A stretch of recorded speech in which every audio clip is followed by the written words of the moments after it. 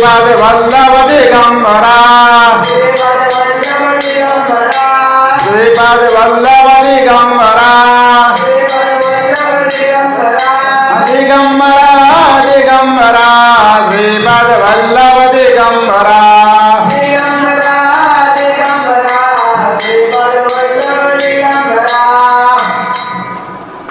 आज पौर्णिमा आणि या पौर्णिमेच्या निमित्ताने आपण सर्वजण या दत्त महाराजांच्या दरबारामध्ये एकत्रित जमलेलो आहोत. श्री गुरु दत्तात्रयांचे स्वरूप हे अवधूतमय रूप स्वरूप आहे. अवधूत म्हणून त्यांना ओळखले जाते. माऊलींनो, अवधूत म्हणजे काय? जे सर्व बंधनाच्या पलीकडे आहे, जे सर्व बंधनाच्या पलीकडे आहे. आणि आजच्या काळामध्ये आपल्या सर्वांना एक गोष्ट त्रस्त करत असते, ती म्हणजे चिंता आणि भविष्याची भीती. फक्त माऊलींनो, जर गुरुचरित्राचा सार समजून घेतला तर आपल्या लक्षात येतं की ज्या गोष्टीसाठी आपण अहोरात्र रडतो, त्या गोष्टी अगोदरच प्रत्येकाच्या कर्मानुसार त्याचं नियोजन अगोदरच हे झालेलं असतं. लक्षात घ्या, दत्त महाराजांचा पहिला उद्देशच आहे कर्म आणि ईश्वरी नियोजनावर असलेला विश्वास. तरी सुद्धा आपण भगवंताला प्रश्न विचारतो, मी सर भगवंता, माझ्या जीवनामध्ये एवढे दुःख का आहे? भगवंताला का प्रश्न विचारतो की माझ्या जीवनामध्ये एवढे दुःख का आहे? गुरुदेव सांगतात की हे दुःख ही शिक्षा नव्हे, ही प्रक्रिया आहे. ज्या पद्धतीने सोन्याला शुद्ध होण्यासाठी अग्नीतून जावं लागतं, तसंच आपल्या आत्म्याला शुद्ध होण्यासाठी संकटातून जावं लागतं. माऊलींनो, ज्याच्या जीवनामध्ये जितका जास्त संघर्ष, तितकंच नीतीने त्याचे यशाचे शिखर तितकंच उंच ठरवलेलं असतं. हे समजून घ्या, लक्षात घ्या. समुद्र हा किती विशाल आहे, बलाढ्य आहे, शक्तिशाली आहे. हजारो नदींचा वेग त्याने स्वतःमध्ये सामावलेला आहे, पण तरी तो शांत आहे. त्या पद्धतीने आपण माऊली असलं पाहिजे. बाहेर कितीही गोंधळ असू द्या, कितीही टीका करू द्या, आपण मनातून शांत स्थिर असलं पाहिजे. हे लक्षात घ्या. आपण भगवंताने आपण काही मागितलं आणि आपल्याला काही मिळालं नाही म्हणून निराश होऊ नका. लक्षात घ्या, आपण गडबड करतो, घाई करतो. गडबड करू नका. अति घाई संकटात नाही. भगवंत काय सांगतात की कर्म करणं हे तुझं काम आहे, फळ देणं हे माझं काम आहे. ते योग्य वेळी तुम्हाला ते मिळणारच आहे. तुम्ही फक्त कर्म करत राहा. लक्षात घ्या, गडबड करू नका. ज्या पद्धतीने माळी 100 घागरी पाणी झाडाला घातले तर त्याला लगेच फळ काही लागत नाही. तो ऋतू आल्याशिवाय त्या झाडाला फळ लागत नाही, त्याला वाट पाहावी लागते. त्या पद्धतीनेच आपण आपलं कर्म करत राहा. 100% एफर्ट्स लावून आपलं कर्म करा, भगवंताची भक्ती करा. भगवंत योग्य वेळ आल्यानंतर तुम्हाला तो देणारच आहे आणि भरभरून देणार आहे. त्यामुळे निराश होऊ नका. तुम्ही तुमचं कर्म करत राहा. लक्षात घ्या, एखादी आई आहे आणि त्याचं लहान बाळ आहे. ते लहान बाळ आईला खेळायला चाकू मागतं, आईला खेळायला चाकू मागतं, पण आई त्या बाळाला चाकू देत नाही. म्हणून बाळाला काय वाटतं, आपली आई वाईट आहे. पण आईला माहीत आहे की आपल्या बाळाचा हात या चाकूने कापेल. त्या पद्धतीने बाळ हे आपण आहोत आणि आई हे भगवंत आहे. ज्या गोष्टीसाठी तुम्ही रात्रदिवस हापापलेला आहात, रडताय, त्या गोष्टीतून पासून तुमचा विनाश होऊ नये म्हणून भगवंत त्या गोष्टीपासून तुम्हाला लांब ठेवतोय, त्याच्यापासून तुमची सुरक्षा करतोय. ही ईश्वर शक्ती आहे. माऊलींनो, ही ईश्वर शक्ती आहे. परंतु आपण याला दुर्भाग्य समजतो. आपण या गोष्टीला दुर्भाग्य समजतोय. आपली घाई करतोय, गडबड करतोय. गडबड करू नका. आपले कर्म हे करत राहा, भगवंताची भक्ती करत राहा. घाई करू नका. तो भगवंताला तुम्ही काही मागितलं तुम्हाला मिळालं नाही, कारण ते भगवंताची काही वेगळीच लीला असते. तो तुम्हाला ती योग्य वेळ आल्यानंतर ते भरभरून देणारच आहे. आपण त्यांना मागितले आणि आपण म्हणतो देवाचं माझ्याकडे लक्ष नाही. असं नसतं माऊलींनो. लक्षात घ्या, परीक्षेच्या काळामध्ये शिक्षक हे विद्यार्थ्यांची परीक्षा घेत असतात. त्यावेळेस विद्यार्थ्यांनी शिक्षकाला विचारायला प्रश्नाचं शिक्षक उत्तर देत बसत नाही. ते शांत असतात. त्या पद्धतीनेच परमेश्वराला तुम्ही काहीतरी मागितलंय आणि ते तुम्हाला मिळालं नाही म्हणून निराश होऊ नका. कारण तो तुमची परीक्षाच पाहत आहे. आपला भक्त कोणत्या पद्धतीने संकटाला सामोरं जातो आहे, ठामपणे उभा आहे का, एक निष्ठपणे माझ्यावर त्याचा विश्वास आहे का, हे परमेश्वर तुमची परीक्षा पाहतोय. आणि त्या परीक्षेमध्ये तुम्ही पास झाला त्यावेळेस तुम्ही त्या परमेश्वराच्या चरणापर्यंत गेल्याशिवाय कदापि राहणार नाही. कारण ज्यावेळेस तुम्ही परमेश्वर लीन होता त्यावेळेस तुम्हाला समजते की हे जग, हे नाती, हे सर्व क्षणभंगूर आहेत. हे जग, नाती हे सगळं क्षणभंगूर आहेत. आणि त्या ठिकाणी भगवंताचं नामस्मरण भगवंतमय होऊन जाता. त्यामुळे तुम्हाला भगवंताचे जे महत्त्व आहे ते समजतं. बाकी तुम्ही त्या तुमच्या विचारामध्ये बदल होतो, आचारामध्ये बदल होतो. कारण त्या प्रभात भक्तिमायाच्या प्रभात तुम्ही चाललेला असता. आणि त्या प्रभात तुम्ही ज्यावेळेस चालताना त्यावेळेस तुमचे विचार, तुमचे आचार सर्व सकारात्मक होत जातात. वाईट प्रवृत्तीचा नाश होतो. वाईट आपली नीतिमत्ता चांगली होते. इतरांच्या विषयी आपण सेवाभावी आपण होऊन जातो. लक्षात घ्या, मेलेल्या मण्याला खांदा देणे सोपे आहे, परंतु एक जो नडला आहे, जो संकटात आहे, त्या संकटात असलेला मदत करा, त्या दिंडोळ्यांना मदत करा. त्याहून ते मोठं पुण्य कोणतं नाही. कारण तुम्ही ज्यांना मदत करणार आहे त्यावर तुम्हाला तो भगवंत त्या ठिकाणी आपलं ते पुण्याचा वाटा निर्माण होणार आहे. आपल्याकडे आपण काय परमेश्वराला म्हणतो माझ्याकडे हे नाही, माझ्याकडे ते नाही. कायम तुम्ही तक्रार करत राहता. माऊलींनो, तक्रार करू नका. ज्या तुमच्या भगवंताने तुम्हाला ज्या पद्धतीने दिलेलं आहे त्यामध्ये तुम्ही समाधान शोधण्याचा प्रयत्न करा. त्यामध्ये समाधान शोधून तुमच्या आनंदात आनंद निर्माण करा. भगवंत तुम्हाला देणारच आहे, परंतु तुम्हाला जे भगवंताने दिलेलं आहे त्यामध्ये समाधान शोधा.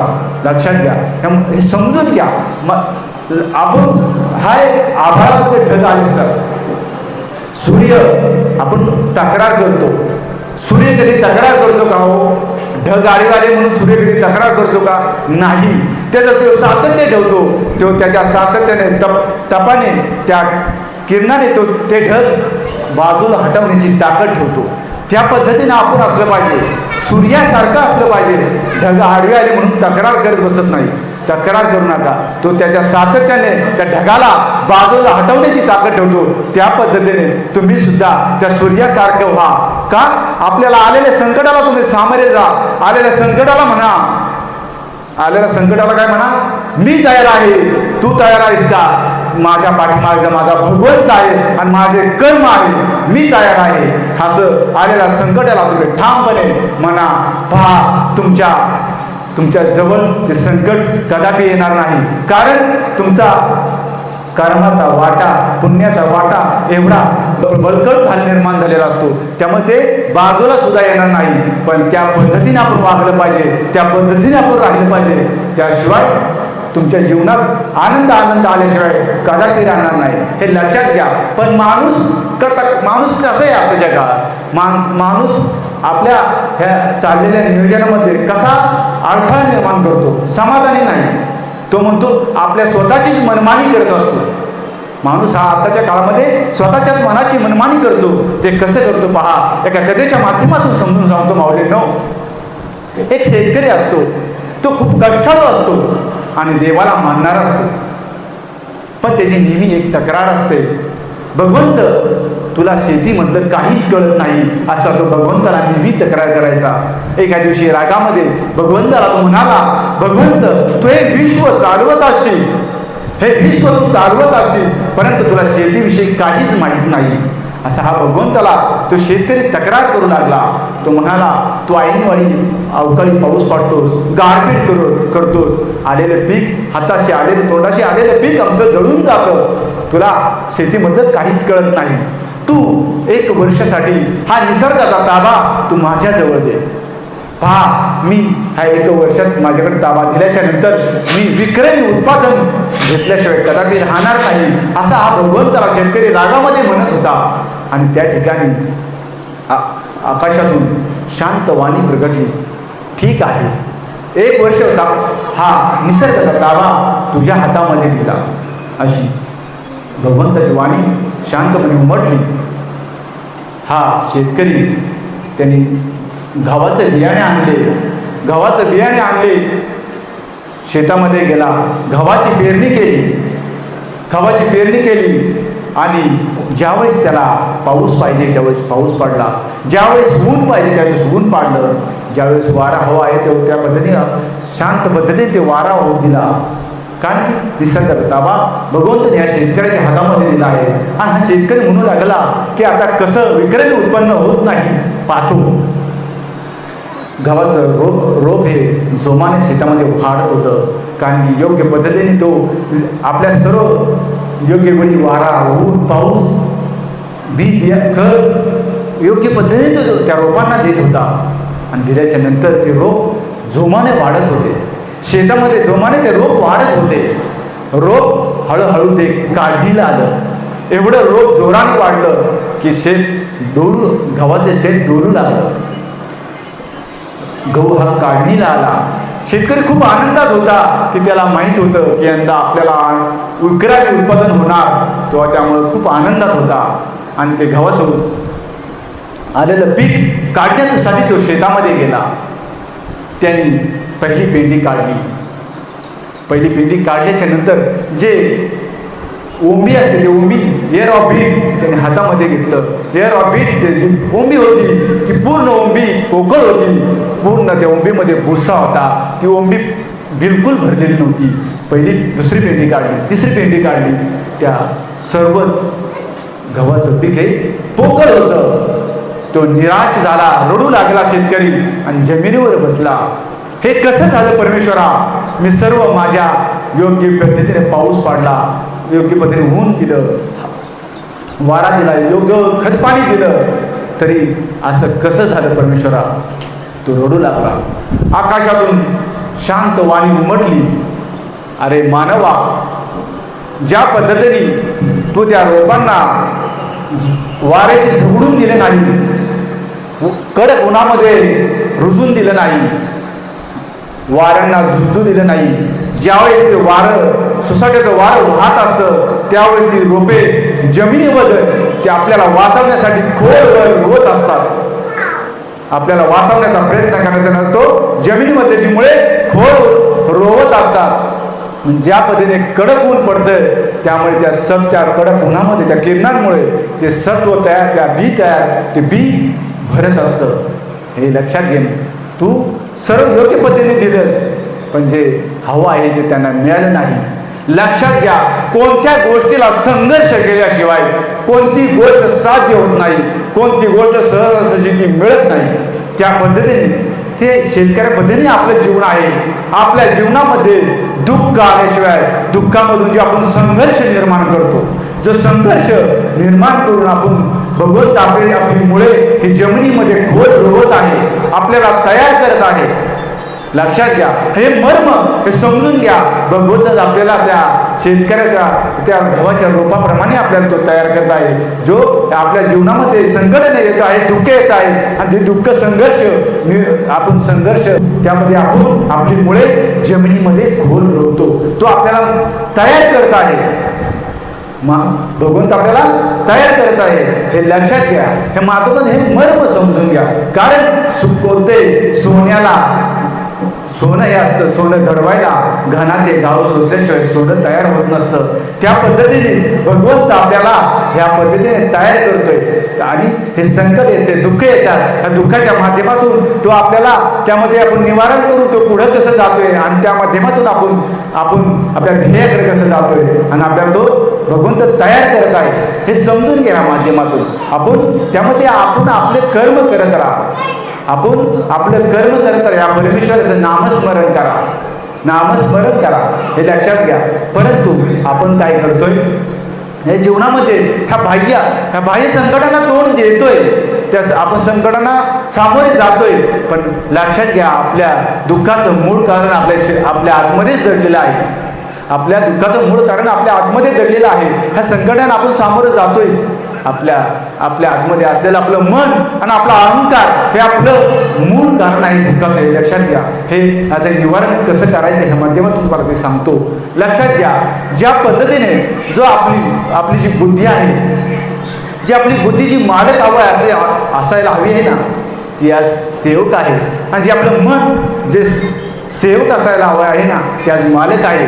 लक्षात घ्या, ज्यावेळेस मन म्हणतं आता नको काम करायला, ते काम उद्या करू, पण बुद्धी सांगत असते आत्ताचं काम आत्ताच कर, उद्याच्याला ढकलू नको. म्हणून मन हे आपलं खाली शैतानाचं घर असतं. ज्यावेळेस हे मन आपलं काय करतं, ज्यावेळेस मोकळं असतं ना, त्यावेळेस ते भूतकाळाचं भविष्याची चिंता करत असतं. मनाला मोकळे ठेवू नका. मन एका वेळेस एकच विचार करत असतं. मनाला मोकळे ठेवू नका. ज्यावेळेस मनामध्ये तुम्ही गुरुदेव हा दत्त नामाचा जप भरतात, ज्यावेळेस तुमचं मन खाली आहे ना, त्यावेळेस हा गुरुदेव दत्त नामाचा जप तुम्ही ज्यावेळेस करताल ना, त्यावेळेस तुम्ही तुमच्या मोक्षाकडे जाणार आहात, तुमचा जन्माच्या उद्धाराकडे जाणार आहात. त्या मानवी जन्माला हा परमेश्वराने या मानवाचा जन्म दिला आहे, त्या मानवाच्या जन्माचा उद्धार करून घेण्याच्या दिशेला जाणार आहात. ज्यावेळेस या भगवंताचं नामस्मरण तुम्ही जपणार आहात, त्याची वारी करणार आहात, त्या वारीच्या माध्यमातून तो भगवंत तुम्हाला तुमच्या मोक्षाकडे घेऊन जाणार आहे. हे लक्षात घ्या, हे समजून घ्या. फक्त हे समजून सांगणं सोपं आहे, पण ते आचरणाला आणणं खूप अवघड आहे. आपण ते आचरणात आणण्याचा प्रयत्न करा. तो प्रयत्न केला ना, तुमच्या जीवनात आनंद आल्याशिवाय कदापि राहणार नाही. हा दत्त महाराज तुमच्या जीवनात आनंद आणल्याशिवाय कदापि राहणार नाही. फक्त जे आपण दर गुरुवारी बोलण्याच्या माध्यमातून या ठिकाणी जे प्रवचनातून जे मुद्दे ऐकतो, जे प्रवचन ऐकतो, ते तुम्ही आपल्या आचरणात आणा. हळूहळू तुम्हाला तो त्रास होईल, पण ज्यावेळेस लक्षात घ्या, कोणत्याही गोष्ट आपण आचरणात आणताना ती त्रास होणारच आहे. पण ज्यावेळेस तुम्ही तो आचरणात आणणार, त्या आचरणात आल्याच्या नंतर तुम्ही त्या परमेश्वराची जी नाळ ही तुमच्या जोडली जाणार आहे. आणि ती जी परमेश्वराची नाळ ज्यावेळी तुमच्याशी जोडली जाईल, ती भक्तीची नाळ तुमच्यावर जोडली जाईल ना, तुमचं जीवनाचा उद्धार झाल्याशिवाय कदापि राहणार नाही. आणि तो दत्त महाराज तुमच्या जीवनात आनंद आणल्याशिवाय कदापि राहणार नाही. या माध्यमातून हा बोध हा समजून घ्या. ह्या पौर्णिमेच्या माध्यमातून हा बोध आपण समजून घ्या. आता आरती होईल आणि आपली पुढील येणारी पौर्णिमा तारीख आहे 29/6/2026, वार आहे सोमवार. पुढील येणारी पौर्णिमा तारीख आहे 29/6/2026, वार आहे सोमवार. सर्व घटनेची समजून घ्यावी.